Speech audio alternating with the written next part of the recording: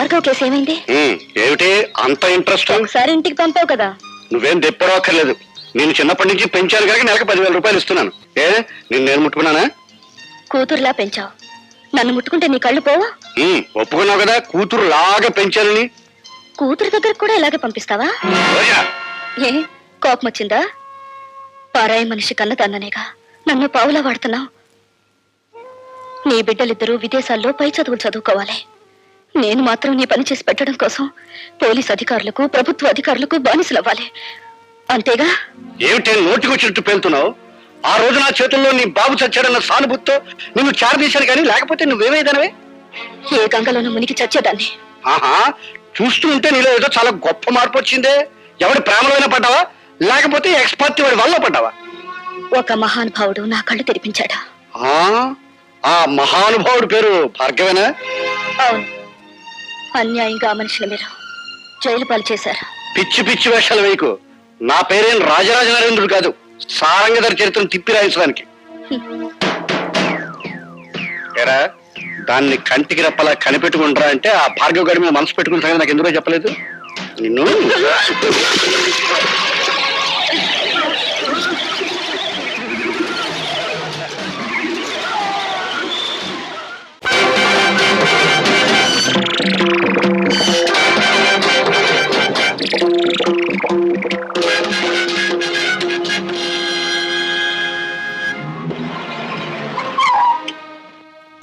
Welcome mister Pratap Rao. నాకు పుట్టినరోజు శుభాకాంక్షలు చెప్పడానికి వచ్చారా? పుట్టినరోజా? Of course.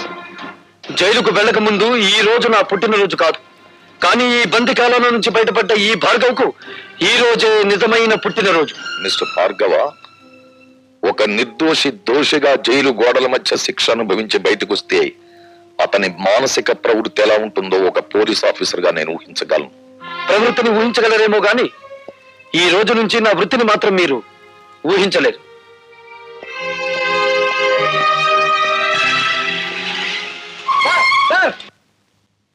Sir, good morning sir. ఈ రోజే కదా మా భార్గవ్ రిలీజ్ అయ్యింది. భార్గవ్ రిలీజ్ అయి వెళ్లిపోవడం కూడా జరిగింది. ఏడు బాబాయ్ నువ్వు అనేది? భార్గవ వెళ్ళిపోయాడా? ఎటు వెళ్ళాడు సార్? భార్గవ ఆవేశంలో ఉన్నాడు. ఆవేశంలో ఉన్నవాడు ఏ దిక్కుకు వెళ్తాడో ఎవరు చెప్పగలరు? వాడెవడో జైలు నుంచి వస్తున్నాడని మమ్మల్ని పుట్టింటి పంపించేస్తారటండి.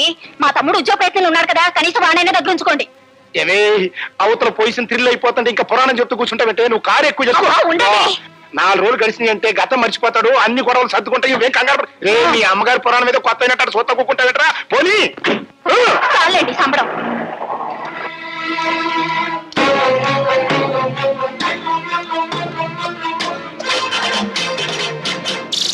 అందరినీ పంపించేశావా? పంపించేశాను. పిచ్చిగాడిదే, నిన్ను చంపితే సాక్ష్యం కూడా లేకుండా చేసుకున్నావు కదరా. నన్ను చెప్తావా? అమ్మో, ఎవరైనా ఎవరి నుంచైనా తప్పించుకోవచ్చు కానీ ఈ భార్గవరాముడి చేతుల్లో నుంచి తప్పించుకోలేరురా. నేను నీ పాలిటి మృత్యుదేవత. నన్ను చంపి చేయకండి బాబు, క్షమించండి. క్షమిస్తాను. విధ్వంసకాండ పూర్తయ్యాక విశ్రమిస్తాను.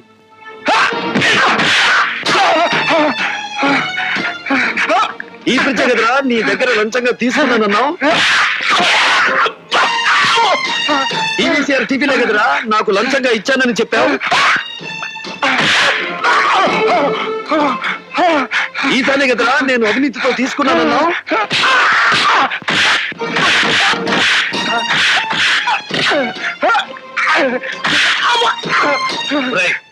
డీసీపీ ఫోన్ చేసి నేను నిన్ను కొట్టానని చెప్పు. వద్దులండి, చెప్పింది చెయ్యి.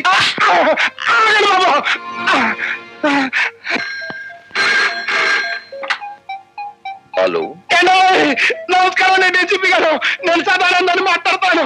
ఆ భార్గవ్ గారు నా ఇంటి మీద పడే నన్ను తుక్కురాడండి. షటప్. ఇంతకు ముందు కూడా ఇలాగే అబద్ధాలాడి అతన్ని జైలు పాలు చేశారు. ఇంకెప్పుడు ఇలాంటి తప్పుడు రిపోర్ట్లు ఇవ్వకండి. ఏమన్నాడు? నమ్మట్లేదండి. కరెక్ట్, నమ్మడు కాబట్టే ప్రతిరోజు వచ్చి నిన్ను తని పెడతాను. రోజునా? అవును. వినపెడితే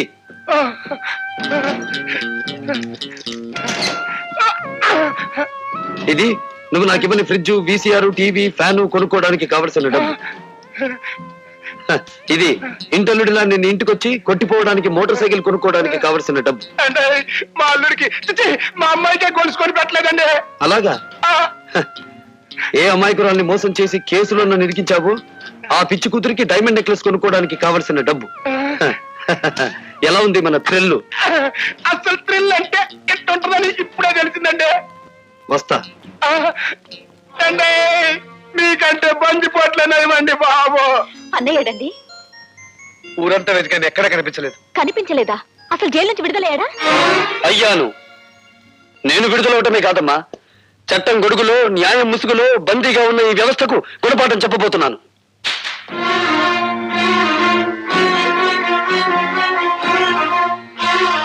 ఈ వస్తువుల్ని లంచంగా తీసుకున్నానని ఒక రోజున ఈ ఇంట్లోనే ఈ చేతులకే సంఖ్యలు వేశారమ్మా. అవే వస్తువులు ఇప్పుడు దౌర్జన్యంగా తెచ్చాను.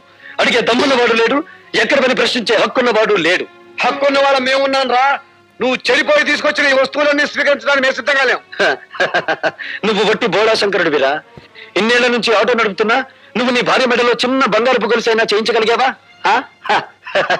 నేను చూడు, జైలు నుంచి బయటపడ్డ కొన్ని గంటలు తిరగకుండా నా చెల్లెలికి కొన్ని వేలు విలువ చేసే బంగారపు నెక్లెస్ తీసుకొచ్చాను, ఈ ఖరీదైన సామాన్లు తెచ్చాను. ఇంకా అన్నయ్య, ఇవన్నీ ఎక్కడివి? నిజం చెప్పాలంటే తోపిడి, అబద్ధం చెప్పాలంటే ఏ ఆగిపోయారే? చెప్పండి. అబద్ధాలు చెప్పడంలో మీరు ఆరితేరిపోయారు కదా. ఒకసారి జైలుకి వెళ్ళి వచ్చిన వాడిని కదా, అనుభవం పెరిగింది. ఇంకా మీ బుద్ధి పెడత్రోలు పట్టకముందే దాన్ని సక్రమ మార్గంలో పెట్టాలి. పదండి. లత, ఏమిటిది? మీరు రాకపోతే నా మీద ఒట్టే. పదండి. హలో రాభాగవ, కూర్చో. SIT down. ఎందుకో రమ్మన్నారట? ఉద్యోగం కోసం నిన్న ఒకసారి ఇంటర్వ్యూ చేశాను, మరొకసారి ఇంటర్వ్యూ చేయాలని రమ్మన్నాను. నేను ఇంటర్వ్యూలకు వెళ్ళకూడదని నిర్ణయించుకున్నాను. ఈ ఇంటర్వ్యూ ఉద్యోగం కోసం కాదు భార్గవ, నీ జీవిత భాగస్వామిని ఎంచుకోవడం కోసం. అంటే మా అన్నయ్య కూతురు లతను నీకిచ్చి వివాహం చేయాలని పెద్దలు నిర్ణయించారు. ఈ పెళ్లికి భార్గవ ఇష్టపడటం లేదు. భార్గవ, నీ సమాధానం అనాలోచితంగానో ఆవేశంగానో చెప్పింది కాదు. సునీతపు త్రాసులో బంగారం తూచినట్టు తూచి నిర్ణయించుకున్నది. భార్గవ, నువ్వు తీసుకున్న నిర్ణయానికి నీ బంగారు భవిష్యత్తు ఏమవుతుందో ఆలోచించావా? బాగుపడుతుంది. భార్గవ, అవును సార్, లత తండ్రి దగ్గర ఉద్యోగిగా పనిచేస్తూ నేను లంచగొండిగా అరెస్ట్ అయ్యాను. లత పిన్న తండ్రి నన్ను కోర్టు నుంచి జైలుకి తీసుకెళ్లాడు. సంఖ్యలు వేసిన ఆ చేతులు ఈ కాళ్ళు గడికి కన్యాదానం చేయించగలవా? అంటే మేము నిన్ను కాపాడలేకపోయినందుకు దాని జీవితాన్ని నాశనం చేస్తావా? లేదు, నా జీవితాన్ని నాశనం చేసుకోవడానికి సిద్ధపడ్డాను. నేను ఎక్కి వెళ్ళాలనుకున్నది పూలరథమైతే లతను నిస్సందేహంగా నాతో తీసుకెళ్లేవాడిని. కానీ నేను నడవబోయేది ముళ్ళకంచం మీద. లతను అందుకే నాతో తీసుకెళ్లలేకపోతున్నాను. నీ నిర్ణయం నువ్వు తీసుకుంటే నేనేం కావాలి? మరో మనిషిని పెళ్లి చేసుకో. మరో మనిషిని పెళ్లి చేసుకోవాలా? ఎంత తేలిక అన్నావు భార్గవ. నువ్వు నా శ్రేయస్ కోరే చెప్తున్నావా? నీ శ్రేయస్సు కోరుకోకపోతే వెంటనే నేను పెళ్లి చేసుకునేవాడిని. నిన్ను నీ ఆస్తిని ఇష్టం వచ్చినంత వరకు అనుభవించి నా దారిని నేను వెళ్లి కసి తీర్చుకునేవాడిని. ఎవరి మీద నీ కసి? సమాజం అంటూ ఉంటే నేను అందులో భాగస్తుణ్ణి, సంఘం అంటూ ఉంటే నేను అందులో ఒకణ్ణి. అందుకే వ్యక్తిగతమైన కక్ష పెంచుకున్నాను. నా భవిష్యత్తుని, నా తండ్రి ప్రగతిని నాశనం చేసిన ఆ రాజశేఖరం మీద పగ తీర్చుకుంటాను. పగ తీర్చుకుంటే ఏమొస్తుంది? పెళ్లి చేసుకుంటే ఏమొస్తుంది? భార్య, కాపురం, బిడ్డలు, జీవితం, సుఖ సంతోషాలు. ఇవన్నీ నిజమైతే మీరెందుకు పెళ్లి చేసుకోలేదు? తడుముకోవద్దు. తడుముకున్నా మీకు సమాధానం దొరకదు మిస్టర్ ప్రతాపరావు. పెళ్లి చేసుకుంటే మనిషికి శారీరక విశ్రాంతి లభిస్తుంది, పగ తీర్చుకుంటే మానసిక విశ్రాంతి లభిస్తుంది. మిస్టర్ భార్గవ, రాజశేఖరం చనిపోతే అతని కుటుంబమే నష్టపోతుంది. కానీ నీలాంటి అభ్యుదయవాది చెడిపోతే సమాజం నష్టపోతుంది. సమాజానికి అవసరమయ్యే నీలాంటి వ్యక్తులు దేశ ప్రగతికి అడ్డుపడకూడదు. ఇప్పుడు నాకు దేశం కంటే ముందు తండ్రి ఆత్మశాంతి ముఖ్యం. దానికోసం ఏదైనా చేస్తాను. అదే ఆఖరి మాట. కొత్త జీవితానికి మొదటి మాట.